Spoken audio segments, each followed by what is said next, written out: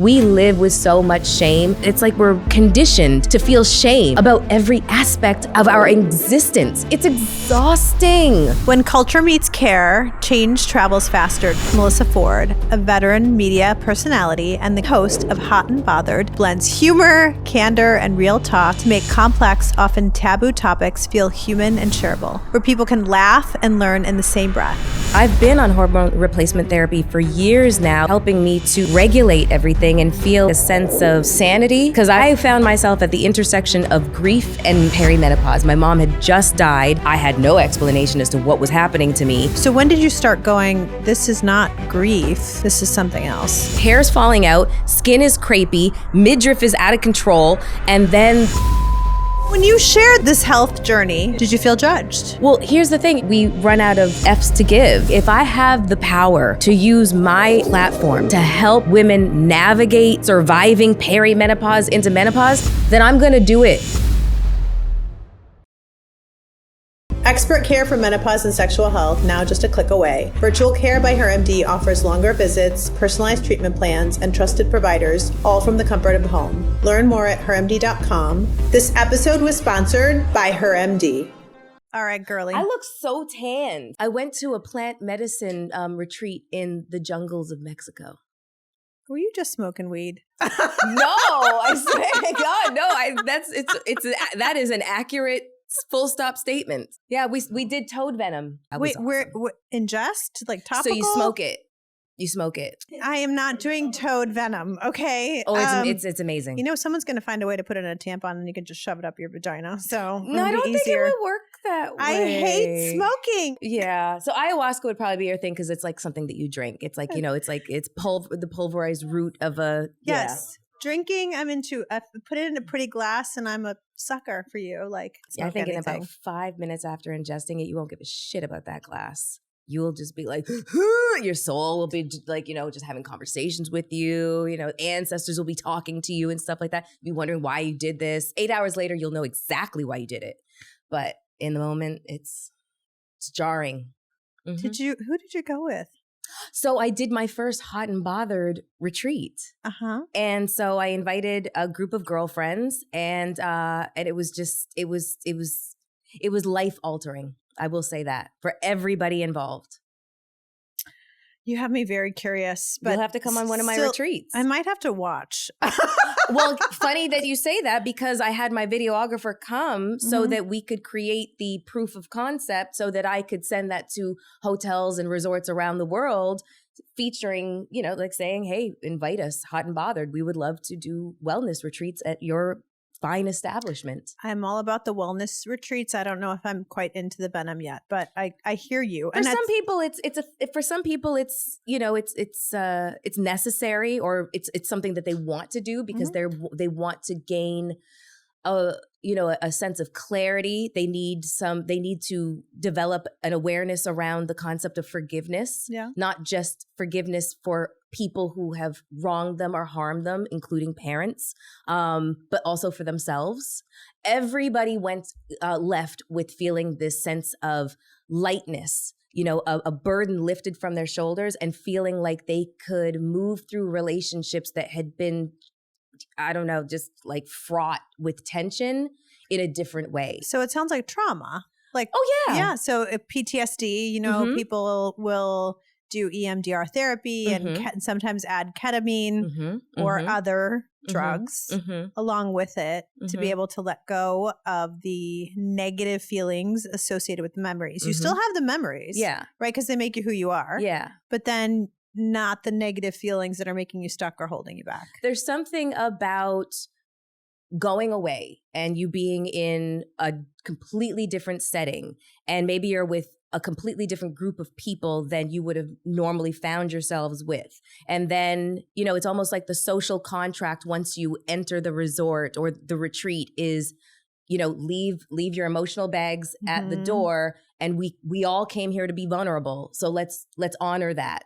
And that is what everybody did. We honored our sense of vulnerability and trust to reveal very, very personal things about ourselves. And through that, women, we're just so good at that, like holding each other with care. Yes. And And so it's just we going there for the purpose of doing these ceremonies with indigenous people. You know, I mean, some people do this and they're like psychedelic tourists. Yeah. But then other people do this because they really are looking for something, you know, like a higher calling or some kind of like, you know, sign from the universe or God or whatever the case is. And they're just not getting it in their, you know, regular homegrown environment, that they need that shock to the system to be somewhere else. Or to let go of whatever is holding them back here. Exactly. Because a lot of times the things that, you know, the things that kind of are holding us back are the things that we have to deal with in our everyday life. No, that's true. Yeah. The things, the must-dos versus what you want to do. Mm-hmm. See, that's my dream, to just wake up every day and to just, my time is whatever I want to do. Yeah. I was hoping to get there by 50. Didn't happen. Same. But what I also realized about women is that we carry an enormous amount of guilt. It's the strangest emotion that we feel because we carry around the burden of guilt of things that don't even belong to us. We carry around the burden of guilt of feeling like self-care is indulgence, especially when we are caretakers. If we are parents, or if we're at that age where now we're caring for children, but we're also caring for elderly parents or elderly family members, we're really stuck in the middle. So the minute that we want to do something for ourselves, we feel this inordinate amount of guilt. And it's such a heavy, heavy weight to bear. And I just was staring at all my girlfriends, like looking at them and just, first of all, marveling at how strong and brave and courageous they are to come here and just reveal all this information about themselves with basically total strangers. But then also feel that sense of, I deserve to have a sense of peace.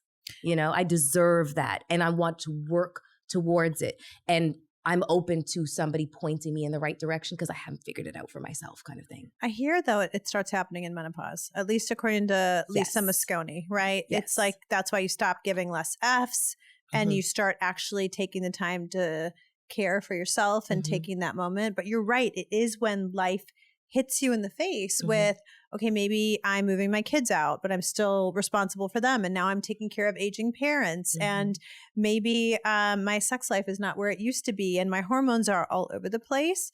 But I've heard that, you know, our empathy centers improve in our brain and our emotional regulation gets better. And so I hear after the chaos comes the calm. So hopefully maybe you and I eventually on the other side of this we'll get there. Well, I mean, we've talked about hormone replacement therapy, and I've been on hormone replacement therapy for years now. So I feel like I credit that with really helping me to regulate everything and feel like a sense of sanity. Because I remember the first couple of years where I found myself at the intersection of grief and perimenopause. My mom had just died. I had no explanation as to what was happening to me. So I had to navigate this, you know, this immeasurable grief. My universe had been rocked. My tether to the earth was gone. And then I also have perimenopause. Girl, I don't know how I'm here.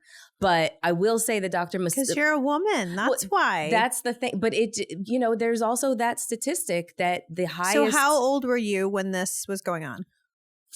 43. Okay. Yeah, 43, 44-ish, around that area. It was 2020. And so was your mom's passing sudden, or was it after a long illness where you were taking care of her?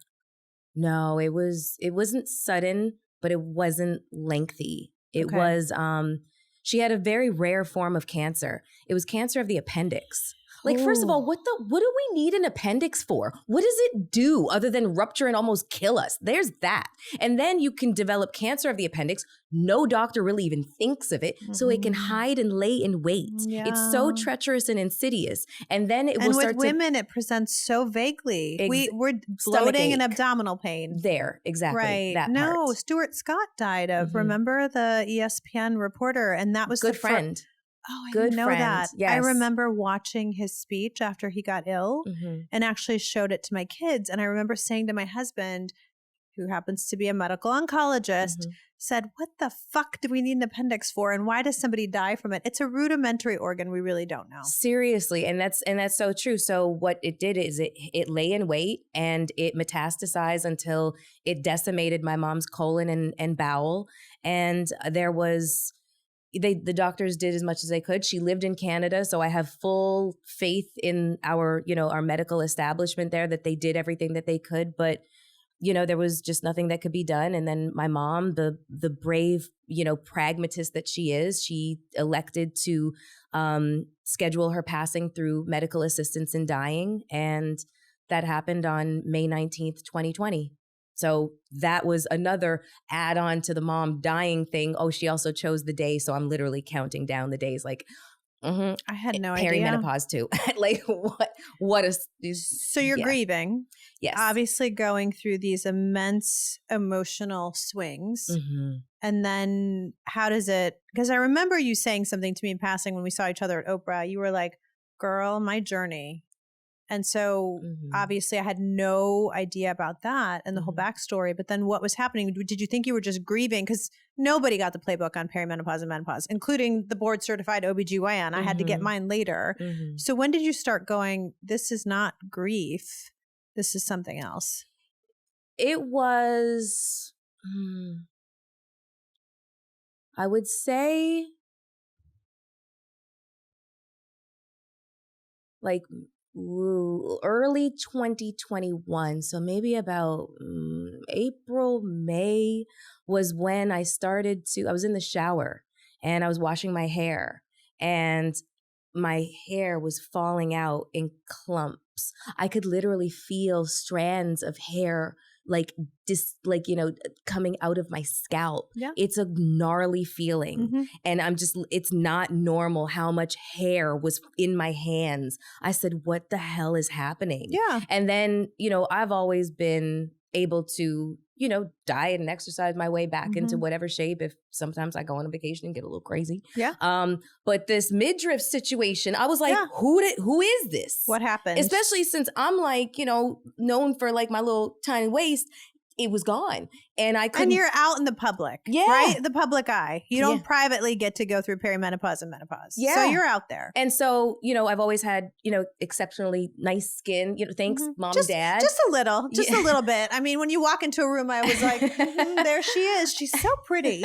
And I felt like the crypt keeper, like my skin felt so like crepey.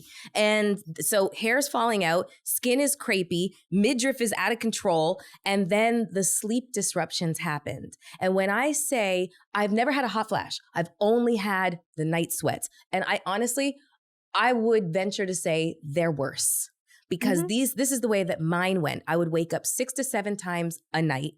And I would wake up like in a full blown anxiety attack, like, and you know what song was on repeat in my brain? It's getting hot in here. No, even though I was sweating through the mattress, it was time keeps on slipping, slipping, slipping into the future. And I was like, oh my God. And I'm alone because I'm single with no children. And I'm fighting this battle all by myself, like in the dark, like, Jesus, what is going on?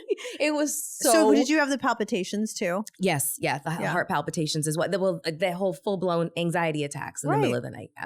Yeah. That's how my hot flashes were too. Yeah. And I think Oprah's were that way too. Yeah. That's why she saw a cardiologist. Yeah. But board certified OBGYN had no idea. But then there was also like... So it wasn't this mild feeling of flushing that they describe in the textbooks? Whoever did that needs to be tarred and feathered, okay? Like, who are you that would say, how dare you? I was like, mild flushing? My hair is soaked and I feel like I'm having a heart attack. But that wasn't the only thing. I was experiencing like joint pain was like, I felt like the Tin Man. In your 40s? In my 40s. I felt like, and I have done every form of exercise. I'm boxing, Muay Thai, like you name it, I've done it. I'm super active. And I was like the Tin Man. Like I would go to a Pilates class and come home after struggling my way through sleep for the night, and I would sleep for 6 hours. I was like, this is not quality of life. No. But then the other thing is, besides the joint pain, it literally felt like the meat was falling off the bone. Mm-hmm. Like that's what it felt. It felt like my muscles were disarticulating from the bone. I said, what? It just this incredible body aching. Sarcopenia. Okay, there's a name for it. Yes. Musculoskeletal syndrome of menopause. Very sexy words. Describe like loss of bone density, horror, loss of muscle mass, and then redistribution, what you're describing, that menopause, you know, where we used to, like when I used to put on weight, it used to go to breast and hips. So you're like, okay, whatever, like I'm curvy. But now it goes to the middle. And that's that redistribution of fat. And so women will say, okay, the scale's not changing, but the way my pants fit are, or they'll like grab it and go, what the hell is this, Dr. Javaid? And I'm like, well, it's menopause, but there are things we can do about it. Yeah. So your body was completely foreign to you at this point. And that's a thing that I know that I'm sure that you hear in your practice all the time. The most commonly used phrase is, Doc, I don't feel like myself. Or I don't recognize myself. Yeah, I don't recognize myself. I don't feel like myself. That is the accuracy, because you look in the mirror and you just are having a hard time, you know, processing who is this person looking back at me. And it's just, and also the hair loss, let's talk about that for a second, because in medical school and residency, other than with cancer patients, we talk about it a lot because there's a lot of sensitivity about losing your hair. And now there's cooling caps and all these interventions that we're finally doing because we're finally appreciating that people want to talk about, yes, their cancer, but also what happens in the aftermath. But for a lot of women, loss of hair, particularly in perimenopause and menopause, is a huge disservice to their self-confidence. Absolutely. Because they love their hair. For me, like being a Pakistani/Indian girl who is used to having very thick hair, you know, and you talk about hair loss and people are like, what are you talking about? You still have so much hair. I'm like, you have no idea what my hair used to look like. And then when you're washing your hair and yes, it's coming out, it is like, what is going on? Yeah. And you're like, is this stress? Is this hormones? And so, yeah, so many people would say to me, I don't even want to look in the mirror because I don't recognize it. Who's looking back at me? Yeah, I there was a point in time, I introduced myself to the world by way of my image and my sexuality. You know, I started off as a video music model, and then I became like a calendar pinup girl and whatnot. Those are like the very early days of my career.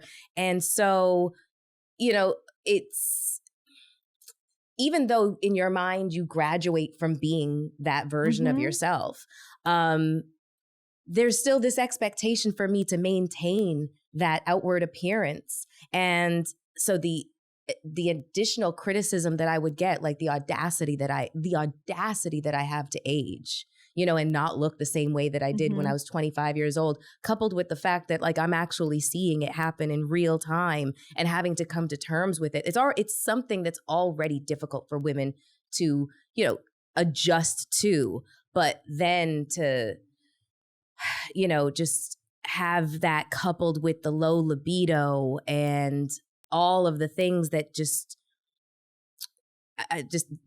add to your idea of what your femininity is, how your femininity is represented, you know? No, you definitely have this sexual sense of self for sure as a woman, both outwardly. Some women identify it with their breasts, their hips, you know, their hair, whatever it is that they love about themselves. But there's also that inner sexual identity that you have. And I was going to ask you, I said, you have said, you know, I was known as a sex symbol, right? Basically known for your appearance. And then that's where I was going to go next. But see, you already beat me to it. You were like, I was like, what symptoms did you experience? And what are you willing to share sexually, right? Because we know there's a lot of sexual health problems that women can experience, but nobody wants to go there, particularly those in the public eye. Oh, screw that, honey. I was dead from the neck down. Okay? Like I couldn't feel a thing. Like, hello, are these things on? Like, come in. I've died. Like, seriously, Rest in peace, Dr. Javaid. I'm done. I think you might make the brown girl blush. It might happen today. No, but it was such a jarring feeling to just go from being like, and I remember being like in my late 20s and early 30s. And if a biological clock, if you knew, like, if you can like assess like what it actually felt like. It just feels like being horny all the time, and you will sleep with anything, kind of, sort of, you know. I mean, within reason, but even then, you make some stupid mistakes because, you know, God makes us stupid in order for us to procreate with them. I'm convinced, because when the veil lifts and suddenly we're not like, you know, driven by like all of this like activity that happens, this desire and like, you know, this like, you know, physiological need to procreate and all that, all that stupid shit. When the veil lifts and suddenly we have like, you know, our senses about us, clarity, we're like, ew. What was I thinking? Like, ew. Listen, let me tell you something. Whenever guys are like, you're going to die alone with a house full of cats, I'm like, don't threaten me with a good time. Don't threaten me with a good time, because at least cats care. No, just say they sell vibrators at Target now. And I'm good. Too. And that too. Listen, my circle Sephora, of girls. Right? I mean, they get shipped to the house now. Like, exactly. I'm good. Circle of girlfriends. I live, you know, New York, New Jersey. So I've got all the restaurants. I travel. I make a lot of money. So, So decreased libido. Yes, decreased libido. Decreased desire. Yeah. Right. That's what decreased libido is. It's the elegant word for it. Any sexual pain, vaginal dryness. Oh yeah, there's that. So I know that the term is not vaginal atrophy. I feel like you need to correct me on that. That's a mean word now. I know it's.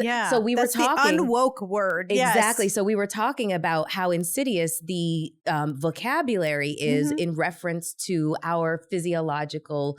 You notice how quickly impotence got thrown away because no man wanted to be impotent. So we call it very good, elegantly call it ED. Yeah. So for women, yes, low libido, but atrophy is one of those that needs to go. Yeah. So GSM. Genitourinary syndrome of menopause. Okay. Which it's accurate. That's because there's things going on with the vagina, the bladder, the urethra. So yes, but leads to sexual pain, vaginal dryness, leads to, for some women, frequent vaginal infections, urinary tract infections. You're like, yes. You're like, check. You were just like a checkbox of all the symptoms. See, I haven't graduated to the UTIs, which a lot of women do experience with frequency. But you're on hormone therapy. I am on, and I credit that. I credit that with why I feel so balanced. Okay. And, you know, we've had the conversation about how insidious that study. The WHI? For crying out loud, how like the effects that still has on people, on women, and their thoughts that no, HRT causes cancer. I'm like, oh my God. Well, when you and I chatted, I was so excited because 1.8% of eligible women were on hormone therapy. Do you know what we're up to now with all this menopause talk? What? 4%. Okay. Yay. But 96% of women are still missing out. Yeah. On feeling better, on suffering. Like, women have a choice. And I firmly believe in choice and bodily autonomy either way, but based on evidence, data, and facts, not based on myth. And the problem is that was sensationalized. Yes. And the negative effects of hormone therapy were way overstated. And we kind of, everything beneficial, decreased mortality, decreased risk of breast cancer, decreased risk of dying from breast cancer, all in the estrogen only arm, swept under the rug. It was the data was so wildly misinterpreted. I mean, I would go so far as misreported. I would go so far as to say that it was one of the biggest. I don't even know another word. It was the worst media campaign, right? Yeah. Like, that's what. No, it was it was a calamity. That's what it was, because for decades, there was women on hormone replacement therapy. Doctors had assessed that it was perfectly healthy to give women estrogen. They learned that you had to have progesterone as well as estrogen. Otherwise, you ran the risk of. If you have a uterus. Exactly. Yes. I just remember being called down to a room and it was an emergency and we had to say, no more hormone therapy. Yeah. You're not going to learn about hormone therapy. You're not going to prescribe hormone therapy. And so women stopped taking it. No, it wasn't that they stopped taking it. It was removed from, they had no options. Yeah. It was taken from them. So all of these women that had been on hormone replacement therapy, suddenly it was no longer available to them. Yeah. And you know what skyrocketed? Antidepressants. And I prescribe them. People need them. anxiolytics, sleep medications, because women still had all the symptoms. Yeah. But you had taken the very medication, the very hormone that was helping them away from them. Yeah. And it happened like this overnight. Yeah, I know. And it's so insidious because, you know, I have been fortunate enough to have really incredible doctors that have been very capable, but if they didn't know the answer to something, guess what they said? I don't know the answer to that, Melyssa. Yeah. Not trying to gaslight me into thinking, oh, all of that is just in your head to mask the fact that they don't have the answers. Because unfortunately, quite a few doctors have like some God complexes and some ego issues and whatnot. Not you. I don't know any doctors that way. Yeah, no, for real. But so you weren't dismissed. So you were taken seriously and you were given your options. Yes. So you know that's a very different experience. I do know. Than most women. I do know. Particularly a minority woman. Because you are much more likely to get dismissed as a woman and a minority woman. You are less likely to be offered hormone therapy as a minority woman. So that's very interesting. So right away you had the hormone discussion and you were offered hormone therapy. Yeah, my PCP was a beautiful Black woman. Her name was Dr. Noelle Reed. This is back in California. And my gynecologist, it was actually a white man. And he was so like, he had such a great sense of humor. But he was also, you know, instantly when I started talking about, doc, these are the symptoms, he was like, oh, you're going through perimenopause. Let me check your hormone levels. And he went through the whole thing. And for me, I wasn't one of those women who tested normal. It was evident by way of looking at my sex hormones. All of them had rapidly like dropped, like I swear, like jumped off a cliff. Yeah. So it was very easy for him to say, I'm going to give you progesterone supplements and I'm going to give you an estradiol patch. Okay. And so that started my journey of understanding hormone replacement therapy. But he also was very, he didn't shoo me out of his office. I came with a list of questions. That's why I started my podcast because I wanted to help women understand how to advocate for yourself. When you go to your doctor's office, you walk in with a list of questions. And if you don't know what questions to ask your friends or ask your friends who have doctors. Google some questions. What do I ask my gynecologist when I go to the doctor? Or what do I ask my hormone specialist? What do I ask? So you go in with some questions. And if they don't answer them, then you start looking for somebody who's going to answer those questions for you. And then eventually in your journey, did you ever add any testosterone therapy since you were struggling with low libido and like noticing the difference in muscle? Yes. And what happened when you started testosterone therapy? That came later, and that was a godsend. Suddenly the joint pain had alleviated. I know. Suddenly it didn't feel like the meat was falling off the bone anymore. Right. Suddenly I had the energy to go through my day without drinking a million cups of coffee and chasing an Adderall. It's the energy, the muscle mass, the ability to work out again and tolerate exercise. The menopause started to disappear. It's amazing. I started to see like little 1-pack, 2-pack maybe. But my efforts weren't going, my efforts in the gym were visible. What about any mental? So a lot of women, when I put them back on testosterone, they will say, I just felt like myself again. A lot of women will say that's the estrogen, but a lot of women will say the testosterone just gave them an overall sense of well-being. Yeah. Did you notice that? Yeah. It gives you a little bit more sharpness. Yes. Where the edges inside your brain started to feel like they were kind of getting sanded down and rounded out. And you were just kind of like losing your edge and just kind of felt like you just didn't care if you looked like a janitor. Sorry to, janitors, but you know what I'm saying?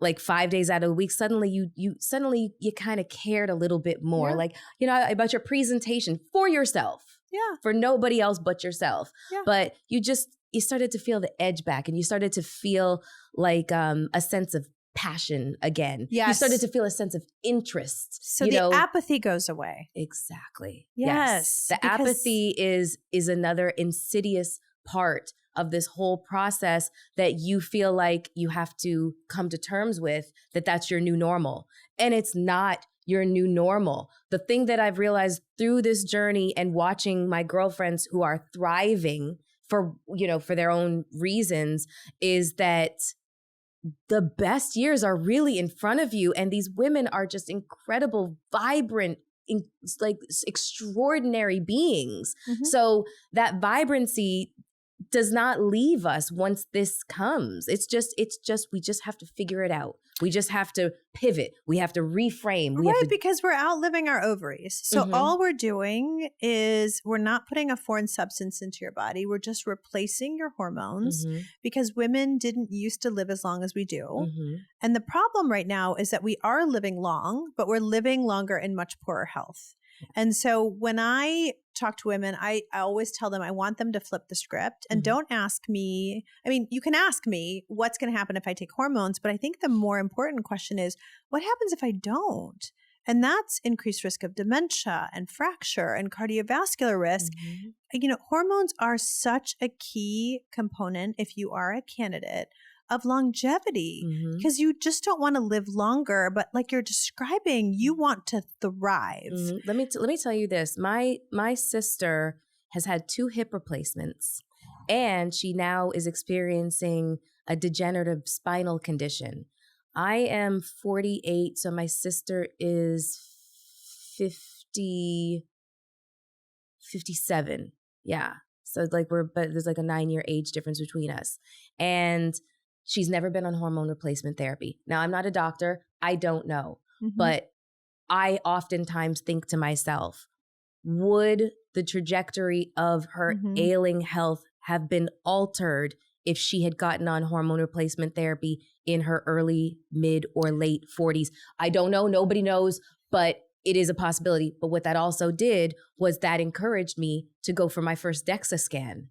Let me tell you something. I do not wait for the specific ages of screening. No. I refuse. I'm 48. They say you're supposed to go for your first DEXA scan at 50. I was like, I want mine now. Yeah. I want mine now. And that's a very smart thing because we know bone loss starts to occur in the perimenopausal years, and the majority of it occurs in the first couple of years of menopause. But I had a patient the other day who was like, well, why aren't you ordering one? I said, I can certainly order one for you, but insurance is not going to cover it until you're 65, unless you've got certain risk factors. And so the U.S. Preventative Task Force sends this, puts lines in sand for certain ages for screening tools to make it more cost effective for the masses. Medicine in this country is not curated for Melyssa, for Somi. It's not made for individuals. No. So if you're lucky enough, I wish these things were covered. Me too. And I do have patients who say, well, I'm just going to pay for it out of pocket. And I said, you should. Yeah. Because this is when you're going to start losing bone density. This is when you're going to start losing bone mass, and you should get a DEXA scan now. Remember that crazy year when they were trying to push mammograms to 50? And I was like, no. I'm diagnosing people in their 30s. What are you thinking? Yeah. And a lot of women don't do self-breast exams. And guess what? You don't find the small stuff on clinical breast exams. No, you don't. I'm like, what are we doing? Trying to save money. Right. Not doing right by people. It's horrifying. I mean, I've been doing breast exams, self-breast exams for a very long time. And if you don't know how to do it, just get your PCP or your gynecologist to help you do it. And you can Google it. It's all over the place. But I've been getting mammograms since I was 40 years old. I am diligent with that. And I am so shocked at how many of my girlfriends who are covered by insurance and over the age of 40 have never had one. I said, oh my God, what are you doing? I'm scared of the radiation. I said, you put a phone to your head every day. There's more radiation in a banana. What are you talking about? You know what I'm saying? But what you're saying, and me being a Canadian and our universal healthcare system, I have had the benefit of knowing what socialism as it relates to a universal healthcare system actually looks like. It's like a dirty word in this country. I'm like, it basically means that everybody gets treated. So, but I have paid out of pocket for a lot of things because I need to know what my baseline is. That's what I need to know for myself so that I know what to do from that point. And you know what my DEXA scan said? Osteopenia? Yes, it did. Yes, it did. So you know what that does? That lets me know what I now need to eat more of. That lets me know that I need to be very diligent about my calcium supplements. That's what this teaches you. It lets calcium, vitamin D, weight-bearing exercise, getting your protein in. Yep. Absolutely. And then your hormone therapy. And your hormone therapy. But also the other thing that I don't think is discussed in hormone therapy is vaginal estrogen suppositories as well. Mm-hmm. That's never discussed. Mm-hmm. I need that talked about because, I mean, you want doctors to talk about the vagina? Yes, I do. Shocking. I know it's a scary word, vagina. Well, the problem is, for a very long time, a black box warning had been on these products, right? I know. I saw something today that said something about the black box warning coming off. Mm-hmm. There was a huge meeting with all of these experts. We're listening to experts? Experts, yeah. During this administration? Well, okay. These are doctor experts who politically, will take care of anybody. Right. But these are doctor experts who are advocates for women. Mm-hmm. Who literally, what I loved, because it is so obvious the black box warning needs to come off, because there's never been a singular study ever to show that vaginal hormones can cause stroke, dementia, heart attack, endometrial cancer. Not one singular study, right? Mm-hmm. They took the information from a study that was done on systemic other hormones, estrogen and progesterone, right? Or progestin, and applied it, just said, okay, well, of course, then it applies to a localized hormone product. So never does any of the things that the warning said. And we've actually shown that the warning has done more harm, but because people won't prescribe it, doctors won't talk about it, women don't want to ask for it. And so that's why, and then we're spending millions of dollars on preventable hospital admissions for urinary tract infections that are complicated because older women tend to get them, urosepsis. And, the best is when they say, well, we don't treat menopause because she's not going to die from it. Guess what? Yeah, you can. You can die from urosepsis. Yes. So preventable deaths. So it's so sad that we're not having these discussions. And I think the other misnomer is that women assume, well, I have to be sexually active to be on it. No, you don't. No, you don't. Not at all. No, we're trying to prevent vaginal infections. We're trying to make you feel comfortable if you're cycling or if you're wearing tight clothing or if you're riding a horse or just in general. We're trying to prevent bladder infections. So that is the biggest myth. You do not have to be sexually active to want vaginal hormone therapy. No, that you're right. It is a misnomer because like I said, the whole dead from the neck down kind of thing. And also these dating streets, they are a raging dumpster fire. So I'm, I really like myself these days. So I don't. So when you shared this health journey and you are in the public eye and you are also self-proclaimed single and out there, did you feel judged? Well, here's the thing. You said it in the beginning is that we run out of F's to give. Right. And so did I. If you don't like what I'm saying, that you could close your ears, turn around, go jump off a cliff. I don't care. But I'm going to keep on talking about this because what I went through, I was like, if I have the power to use my ability as an orator and my platform to help women navigate the treacherous landscape of surviving perimenopause into menopause, then I'm going to do it. I'm not here for the male gaze anymore. That's another thing. And, and you want to know. I'm here for that. I'm not here for it anymore because that's who you said you started. Yeah. Right? Yeah. Not anymore. No, because they're not my demo. I mean, men will just toss you aside for the newest ingenue. And that's fine. You should absolutely do that. You know what I'm saying? I don't blame you for that. I'm still hot, but my worth is no longer ensconced in looking for male approval and validation. That is a young girl's game and a young girl's world. And I'm really, really happy to have been released from feeling like that needs to be any part of who I am. And you know who's doing it so well? Halle Berry. Yeah. Halle Berry is doing it so well. And I know that I got to sit down with her, girl. I got to sit down with her because it's just she was the sex symbol as well on a much larger level. I clearly am not saying I'm on the same level as Halle Berry, but she was a sex symbol as well.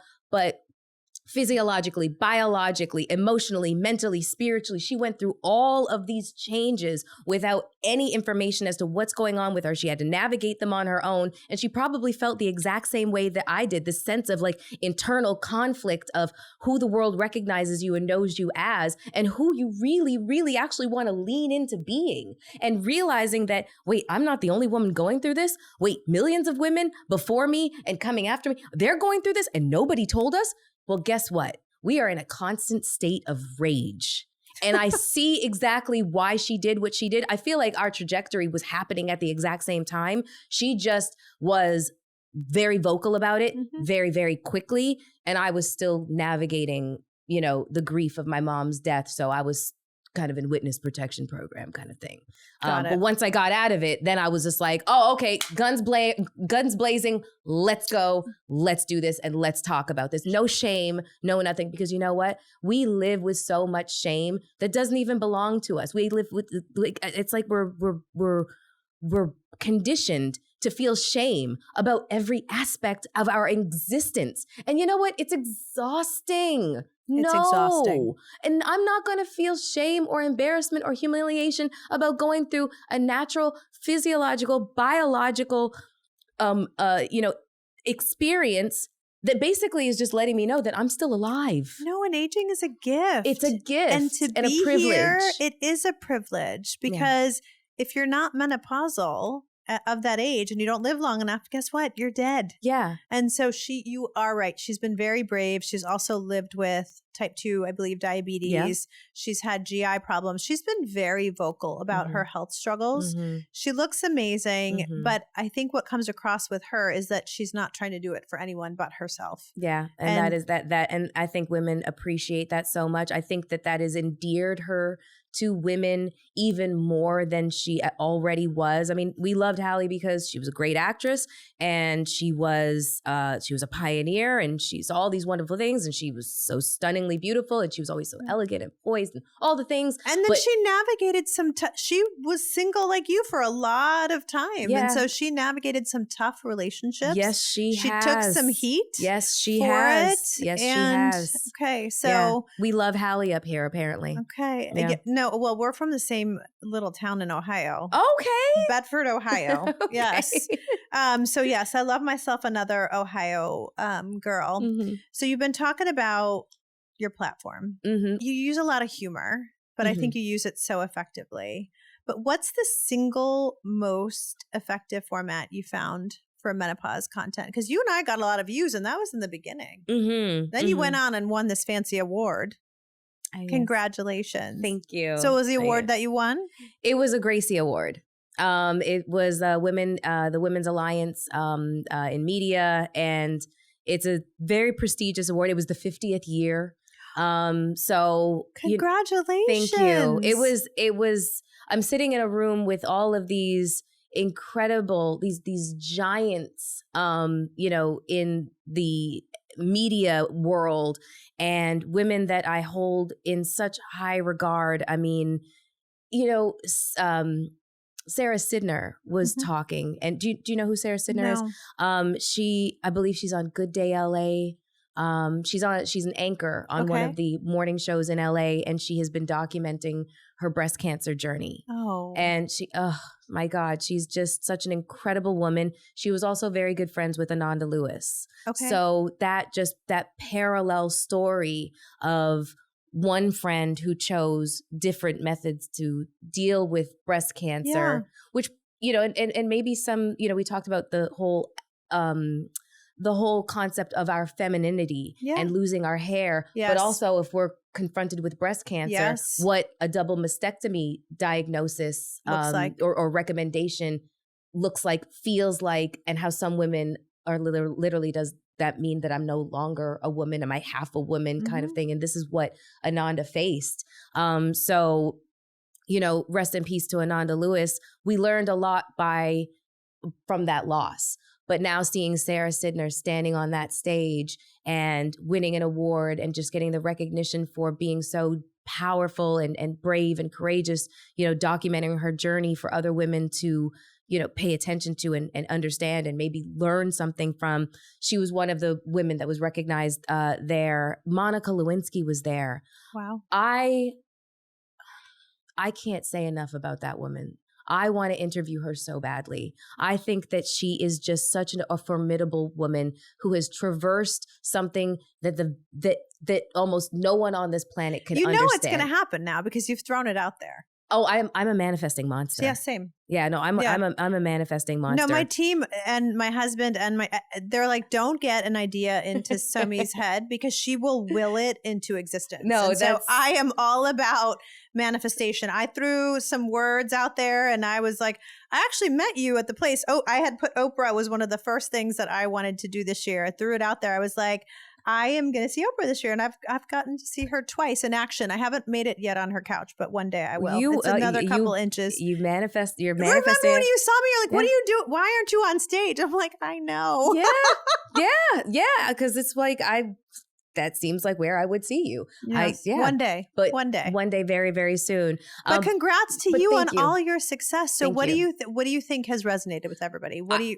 The show has been the most useful medium platform. It's because I get to have these kinds of introspective conversations where we get to, wrap a lot of information and education up in some humor and personal anecdotal information and experiences that women kind of relate to. Not kind of, they do relate to. And the vast majority of comments that I read are from women who are saying, husbands that are saying, thank you for helping me understand how to talk to my wife and how to be more gentle with my wife during this time. And I'm like, oh my God, that's so sweet. Or like women saying, you know what, I'm in my early 30s, but thank you for making me aware of this. So now I know what's coming down the pipeline so that I can have these conversations with my aunties and my mom.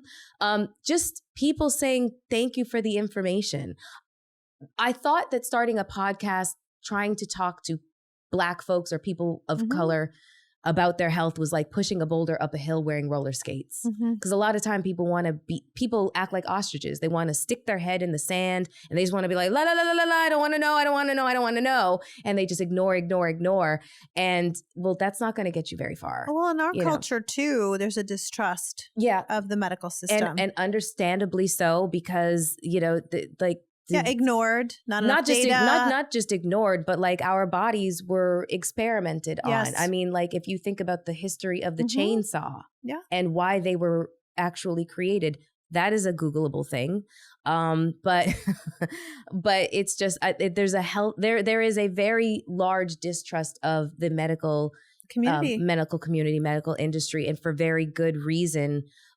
But that's why this platform is so important because for me, sitting in rooms, teaching men and women, because a lot of times, a couple would come in together when they're learning about menopause or sexual health care, is still a scarier place, whether there's distrust or not.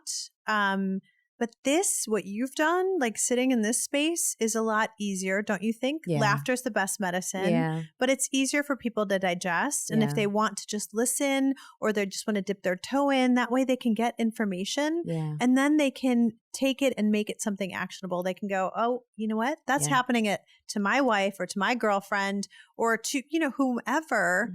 And now I can go in and make a doctor's appointment. So I think that's why it resonates because you do it in a way that's full of humor.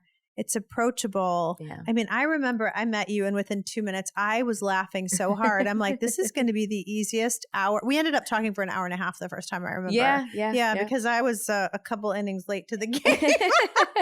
No, I mean, it's this platform and, this medium is very, very useful. And I find it to be the most impactful. But I would say that the second one that I like to use is Instagram. And what I like to do is I like to serve myself up on a platter as a guinea pig for others, because I know that a lot of people are fearful about going for certain things like a mammogram or like a DEXA scan.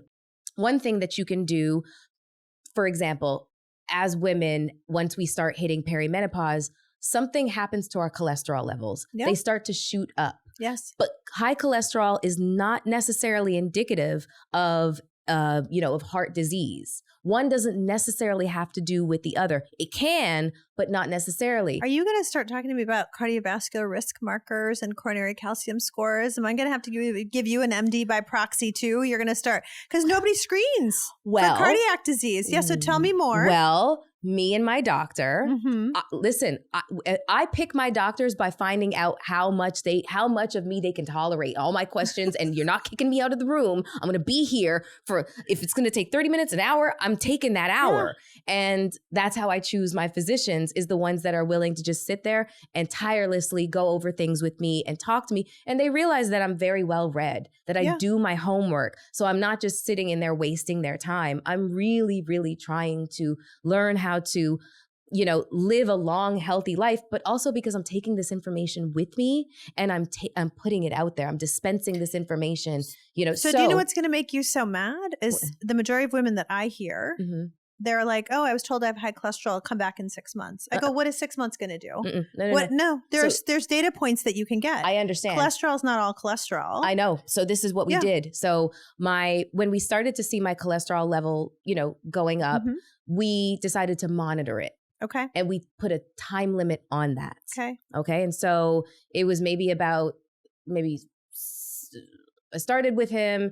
Cholesterol level was what it was. Let's see in 6 months what it says. At 6 months, it had gone up a little bit higher. I said, okay, for the next 6 months, I'm going to alter a few things. I'm going to cut out drinking. I'm going to cut out red meat, processed foods, whole eggs, just do egg whites. Let me see what that does. So 6 months later, we take my cholesterol level. It's even higher. I was like, okay, what next? He said, I'm going to send you for a CT calcium scan. Yes. Coronary calcium score. Yes. Okay. Yes. Not covered by insurance. No, it's not. Usually about $100, no matter where you live in the country. Yeah. Worth it. Takes about 5 minutes. Yes, it does. It was painless. You just kind of climb up on that, little MRI, little situation. They hook up like the EKG. The CT scanner. Yes. Yes. And they all look the same. It's like this big, huge. They put you in a machine. Yes. It lasts 3 minutes. Yes. It's very, very short. And once I came out of that and my doctor got the results back, he said, Mel, I got to put you on cholesterol medication. He was like, I was actually quite surprised by how much plaque had started to calcify in the arteries of your heart. Now, I said, okay, tell me what this would have meant in 3, 5, 10 years. He said, in about 5 years, you probably would have had a cardiac event. And you want to know what would have happened? People would have said, but she's so healthy. That's Melyssa. She's like she's picture perfect health. Right. She's always working out. She's always posting her workouts. She does yoga. She does Pilates. She does yoga lattes. She eats right. She does this. She does that. She works out in the gym. Her body, blah, blah, blah. But then I had a major cardiac event. Why? Because people always look at the outside and they don't really have any understanding about what's going on in the inside. And they also don't know the questions that they have to ask. So when I go and get these things done, I record as much of it as they will allow me to record. And what I cannot record, like if I have to go into the room with the machines and they won't allow recording, then I will do follow-up, like while I'm changing. I'm like, well, yeah, that was interesting, blah, blah, blah. But then I put that information out for people to see that this is what I went to do, so that hopefully I take away some of their nervousness or anxiety about going to get these screenings done. I mean, it's not a procedure, it's a screening. It's a screening, but yeah, we don't talk about it with anybody. Yeah. So you've talked about, the things like being willing to be a guinea pig and put yourself out there and advocating so people aren't scared. What is the one thing that is taboo for you, though, that you wouldn't put out there? I'm not that keen on talking about my personal life. Like when it comes to me dating somebody, I usually hold those cards very close to the vest because, first of all, I don't even count it unless it's lasted a year. So by doing that math, I've been single for about 20 years. You meet the definition of menopause. It's been 1 year without menses. It's been 1 year without a date. Okay. Yeah, right. Hear you. Yeah. So I would say that those are, just because I've had such, bad luck or whatever you want to call it, or a poor picker or whatever you want to call it, it's just not something that I reveal or talk about that much. But in terms of taboo, I've just lived my life in the public eye for so long. And I feel like part of my reason for being here, a purpose, is I'm a conduit.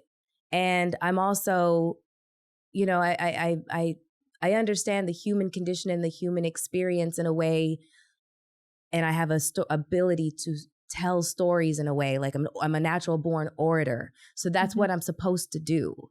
Yeah. You know, I never had children. I never got married. So in terms of like having a purpose-driven life, it's to live and report on the experiences that the vast majority of us are going to go through so that I can create a sense of, you know, ease and a release of tension for people to, I don't know, realize their best selves, live their best lives, remove have their fear, best relationships. Have their best relationships. Yes, their best healthcare. Yeah, because even though I'm single, no children, and have never been married, I give some really good advice. I give some I don't know. Why should I trust you? No, I'm joking. I give some really good advice. My girlfriend, who's been married for about 10 years, her and her husband, you know, they hit like a little bit of a rough patch, and she is oh boy, she is strong. She is stubborn. And oftentimes, like, you know, when they had like an argument, and she just refused to see anything from his point of view. And the way that I articulated from the outside looking in, a couple of days later, she said, I really want to thank you for that. She was like, I was really, really, really just so focused on my own anger. And when you said why is your anger so important to you? Yeah. You're in this relationship with this person. Why you can't afford for it to be that important to you. It's not like he didn't go out and do this and that and whatever else. It's like, you know, you guys have just hit a rough patch, but you love each other and he's your person. So like, work on moving that aside. You know, I did a good service to my friends. So where, other than your friends, where can our audience find you? Where can we keep up with you for this amazing advice? Okay, well, my podcast is called Hot and Bothered with Melyssa Ford. My first guest ever was Dr. Somi Javed. So that was so amazing. But you can find me on YouTube, Hot and Bothered with Melyssa Ford. We also have an Instagram page, which is the Hot and Bothered podcast. Also, my Instagram page, which is Melyssa Ford, MELYSSAFORD. And yeah, that's how you find me. Okay. That is how you find me. So if this conversation gave you a language for a tough topic, share it with a friend who needs the nudge. Follow Melyssa, listen to Hot and Bothered, and send us the taboo you want busted next. Thank you, friend. You're welcome, friend.